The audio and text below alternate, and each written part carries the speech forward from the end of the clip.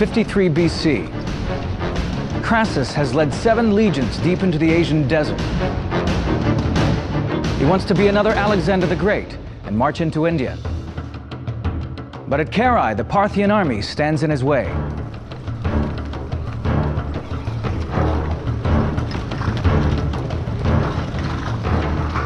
The Roman army had formed defensive squares.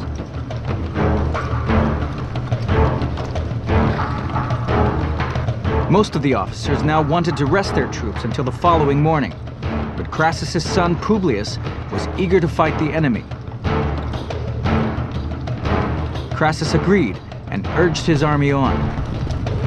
His soldiers would have to eat and drink while on the march. Eventually, the Parthians came into view. From a distance, they appeared a ragtag bunch. There was little about them that inspired terror. This was because Carrhae had ordered his cavalry to cover up their armor with blankets and animal skins. Then, as they came close, he gave the order to throw off the covers. Suddenly, the Romans saw rank after rank of cataphracts, their breastplates and horse armor gleaming in the sun. Carrhae sent 1,000 cataphracts thundering towards the Roman square.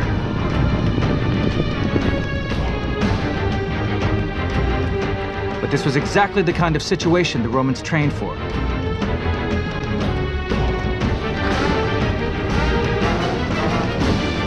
Superbly disciplined, their wall of shields was impenetrable, even to the heavy spears of the cataphracts.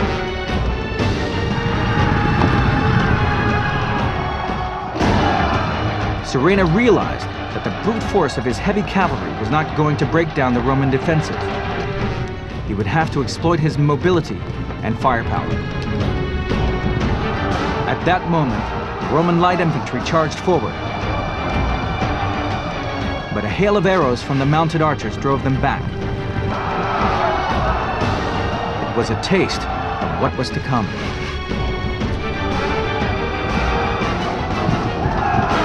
What happened next was like a scene from a Western.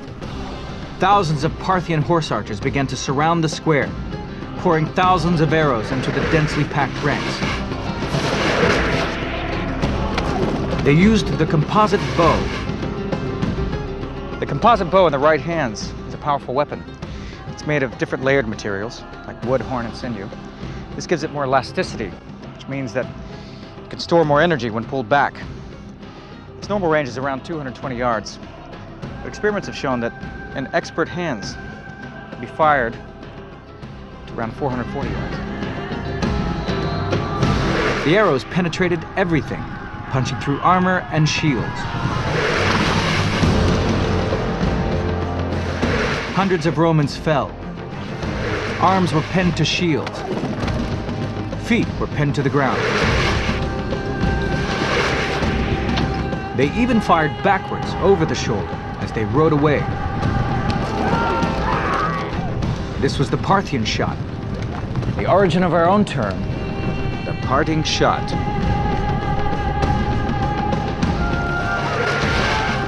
But the bulk of the Romans were still unscathed, sheltering behind and beneath their large shields. Crassus knew that if the square held, the Parthians would soon run out of arrows. This was the problem with archers. They could play a key role in battle, but would eventually run out of ammunition. Missile weapons in ancient warfare were nothing like as decisive as they had become in modern wars because of the low velocity. You could guard against them with shields. So it really was just a matter, usually, of outweighting the enemy's missile supplies. But Carrhae had planned for this eventuality. Hundreds of camels loaded with arrows were brought forward to replenish the archers. The Parthian logistics, the use of camels to bring more water and particularly more armaments in the form of arrows, really just stretched the Romans beyond their limits. Crassus was now in a desperate situation. The trouble was, Crassus hadn't had any military experience for the last 20 years. And that was where the great problem was. And he was old. Crassus sent a message to his son Publius and told him to take 1,000 cavalry and 8 cohorts and attack the Parthian horsemen. Otherwise, the square would be entirely surrounded.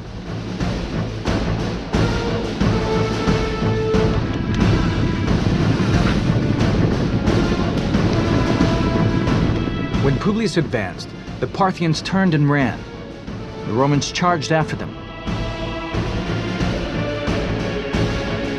Crassus and Publius thought they had the enemy on the run, but they were in for a dreadful shock.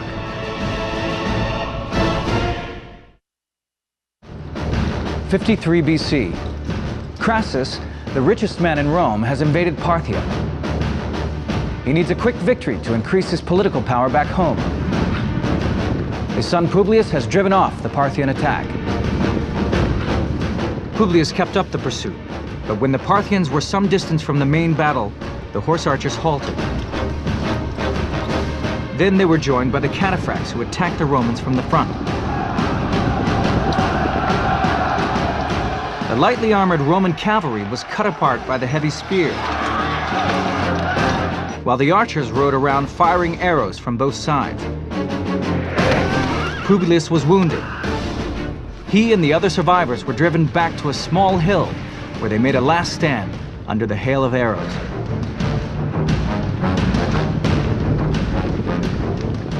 Publius refused to be taken alive.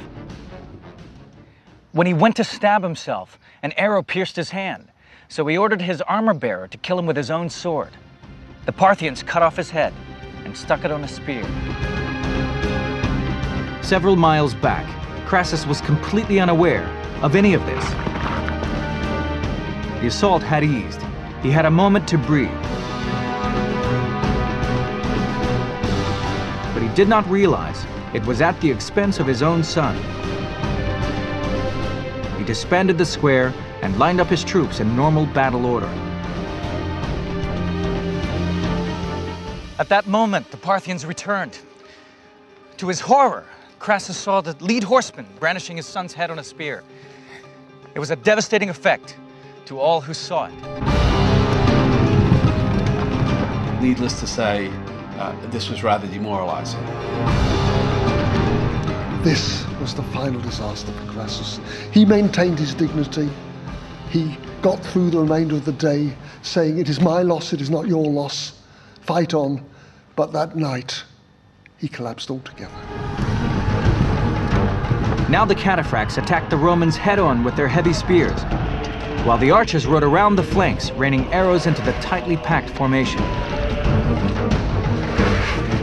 Some of the Parthians shoot directly, others shoot arrows up into the air, which will come down from the top, and you can't use a shield simultaneously against both those. They have long-range bows and arrows, and the Romans could not close with them. That was the problem. They had to put up with this constant hail of arrows. But it was close to nightfall, and this saved the Romans. Crassus was too distraught to take any major decisions. When it was dark, Cassius and the other commanders decided to move out of their positions and head for the nearby town of Carrhae. They left behind nearly 4,000 wounded. At dawn, the Parthians rode in and slaughtered all of them.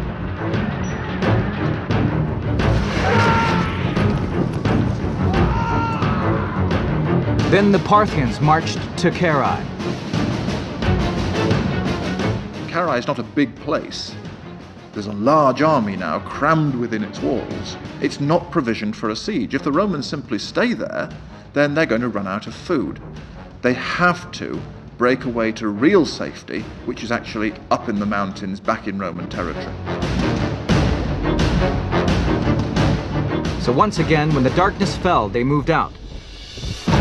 But they had gone no distance before they came under attack again. The Parthian archers inflicted massive casualties, but the exhausted Romans kept up a fierce resistance. Crassus's officers covered him with their shields to protect him.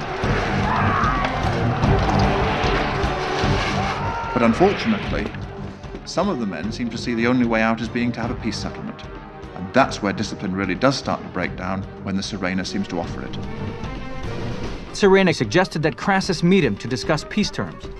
The king of Parthia would offer him a truce if he withdrew. Crassus and his troops said, "Oh, we want to talk. We really want to talk. Everything will be okay. Let's talk, let's talk. You should talk."